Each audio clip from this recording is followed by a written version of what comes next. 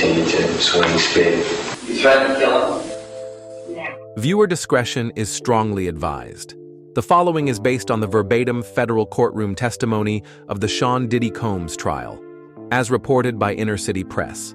This story is not just about the music industry. It's about the price of silence, and it begins with a boy who just wanted to sing.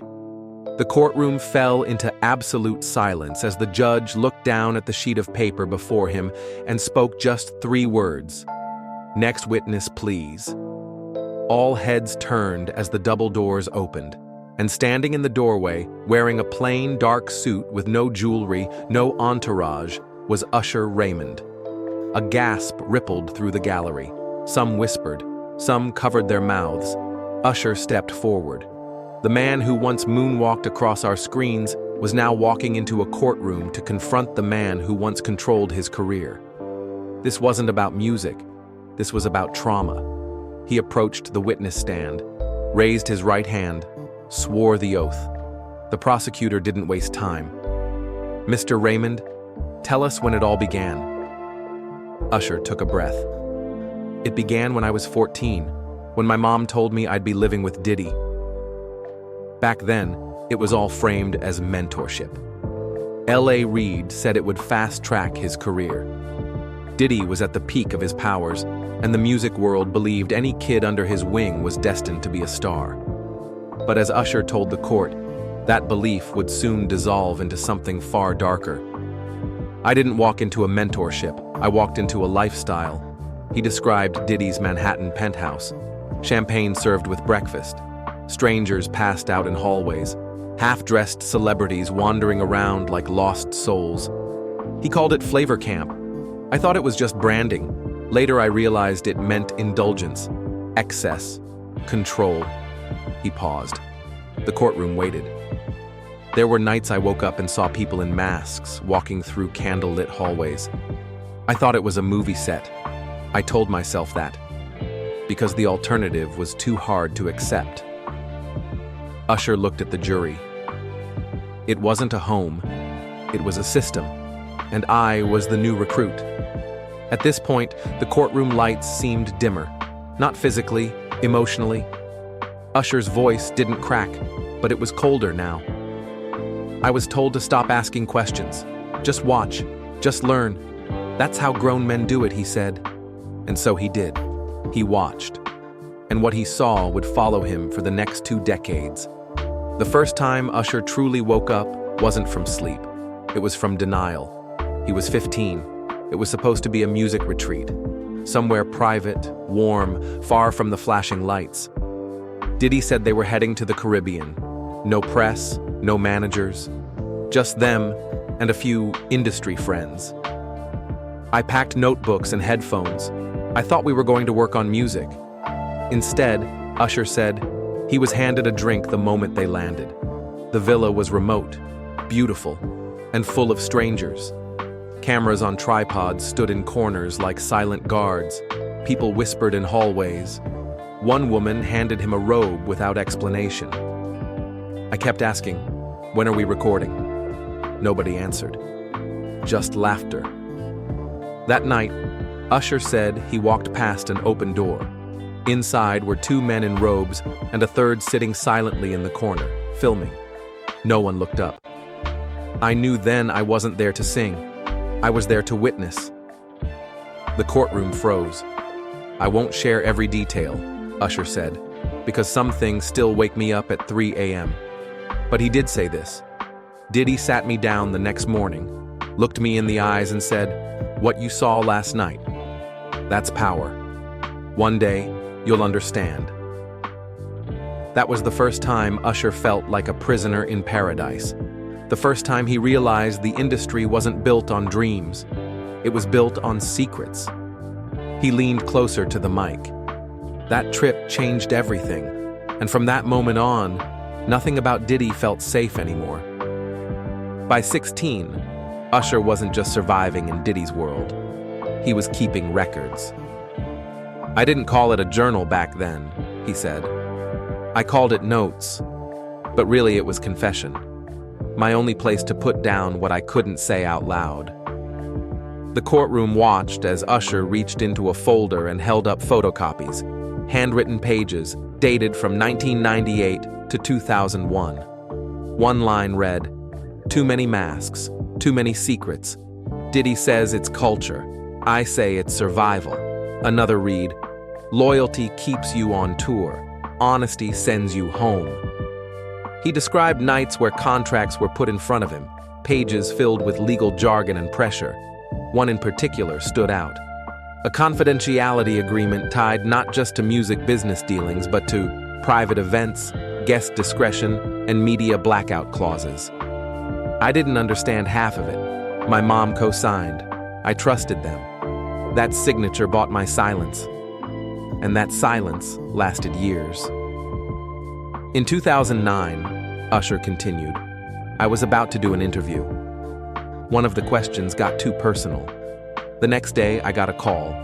They reminded me of the NDA. They said, "We hope you're not trying to jeopardize your reputation." He never did that interview, but the moment that truly unraveled him came later. Diddy showed me a video, something filmed on a handheld cam. It was another young artist, someone I knew, someone I respected. He was doing something he wouldn't have done unless someone made him. The gallery shifted in their seats. I asked him why he was showing me that. He smiled, said nothing. But that smile, that was the real message. Usher leaned in. He didn't need to threaten me. The people around him already knew the script. Silence, exile, disappear. The prosecutor asked what kept him quiet for so long. Usher replied, "Because I thought I owed him.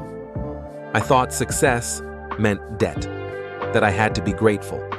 But you can't be grateful for a nightmare." Usher took another deep breath. This is the part I've never said aloud, not even to my friends, because it's not about me anymore. He then began to speak about Justin Bieber. I was the one who found him, signed him, coached him, protected him. At least, I thought I did. Usher described how in the early years, Justin was just a talented kid with big dreams. But then Diddy entered the picture. He started calling him, inviting him to events, told him it was Flavor Camp, same thing he told me. Justin was 15, and they were treating him like a grown man. Usher paused. He stared at the courtroom wall. One night in 2011, my phone rang. I answered. Nothing but silence at first. Then I heard him breathe and say, "I want to come home." Usher's voice broke slightly. We couldn't reach him for 2 days. When we did, he wouldn't meet my eyes, just said, "It's fine, I'm good now."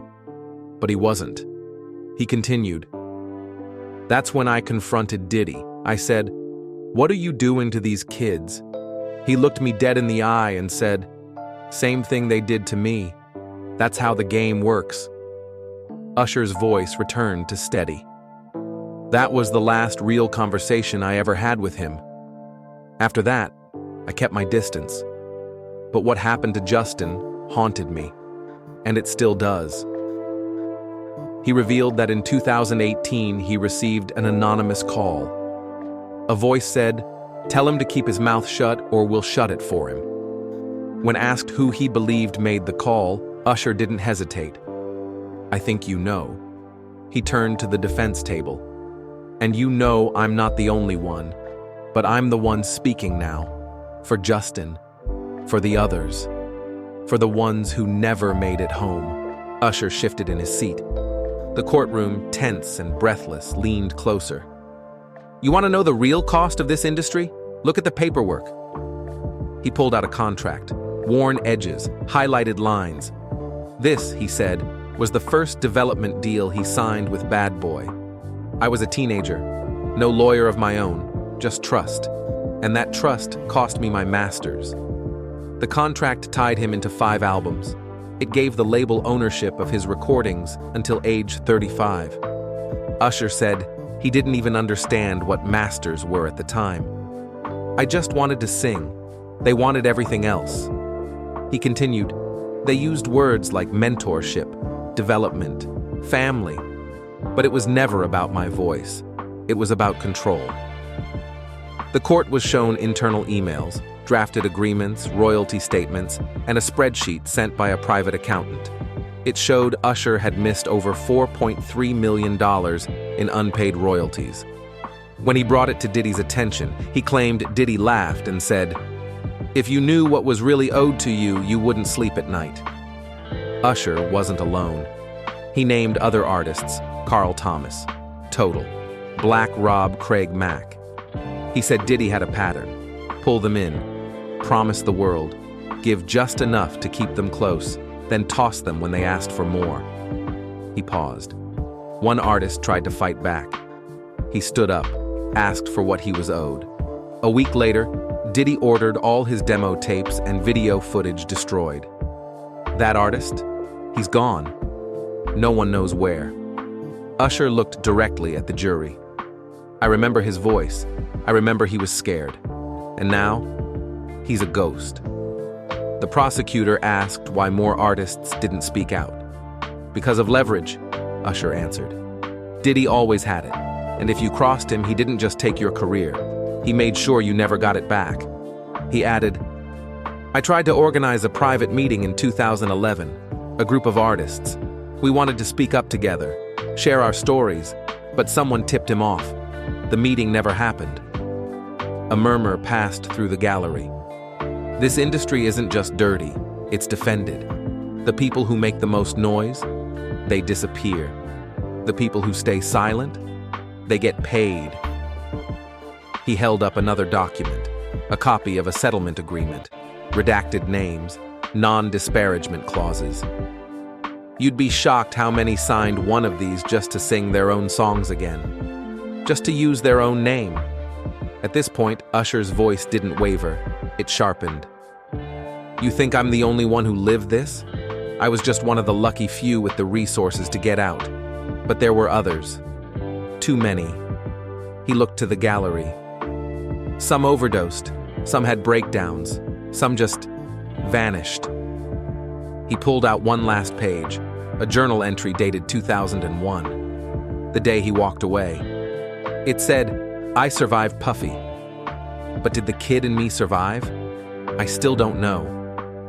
And with that, he turned to the judge. That's all I have, but it's more than I've ever said. The courtroom remained frozen in silence. Usher paused as the judge signaled a recess. But before leaving the stand, he asked for one more minute. There's something I need to say about what happened after. What happened when the music stopped. He stayed seated, but his voice lowered. After I walked away from Diddy's world, I wasn't whole. I was haunted. He spoke of panic attacks, of nights waking up drenched in sweat, hearing music that wasn't playing, smelling scents that only existed in memory. One time, I was in a hotel in New York. Same brand of candles Diddy used to burn. My whole body froze. I collapsed in the hallway. That's when I knew I needed help. He checked into a clinic under a false name, spent 5 days under observation. I told the psychiatrist things I'd never said out loud. I told him about the masks, the candles, the contracts, the rituals. Usher was diagnosed with PTSD. It took me 2 years of therapy before I could sleep through the night without seeing that penthouse in my dreams. His voice cracked for the first time. This industry sells dreams, but it never tells you the cost. The cost is your peace, your childhood, your trust in people. He referenced other young stars. One overdosed. One tried to take his life. A third just vanished. He looked at the jury. I had money to get help, but they didn't. The courtroom held its breath as he finished. Every platinum plaque hides a story like mine. Every standing ovation echoes over someone else's silence. He folded the journal page back into his jacket. I'm here now because no one was there for me, so I'm going to be here for them. The judge called for a recess. No one moved. Court reconvened after recess, but this time something had shifted. The jury was silent, pens down. The reporters didn't type. Even Diddy's attorneys no longer whispered to one another. All eyes were on Usher. He stood again. No notes, no documents, just his voice. When I was 15, I was told the industry would make me a man. What it made me was mute, but not anymore. He turned to the judge. May I address the court? Not as a witness, but as a survivor. The judge nodded. Usher faced the room. There are kids right now with talent, with dreams just like I had, and they're being led into the same rooms, given the same drinks, handed the same contracts, promised the same lies. His voice lifted, not broken anymore, steeled. This isn't about revenge. It's not about shame. It's about ending the cycle. He spoke directly to young artists. You don't owe anyone your silence. Not a producer, not a mentor, not a label, not a legend. He turned toward the defense table. Diddy's eyes didn't meet his. You told me I'd be nothing without you. You told me loyalty meant silence. You were wrong. He paused. My voice made you rich. Now it's going to make you answer. Usher's final words were for the ones still afraid to speak. I survived. And so will you. Don't wait 20 years like I did. Don't wait until your memories start to rot from the inside. Say it now. Say it loud. Say it like your life depends on it. Because it does. He looked back at the jury. This isn't about Diddy anymore. It's about every voice that's ever been silenced in the name of a hit record. Then he sat. The judge didn't speak. The gallery didn't move. Silence. But for the first time, it wasn't the silence of fear. It was the silence after thunder. The kind that only comes after something breaks wide open. And in that stillness, Usher Raymond, the boy who once just wanted to sing, finally reclaimed his sound.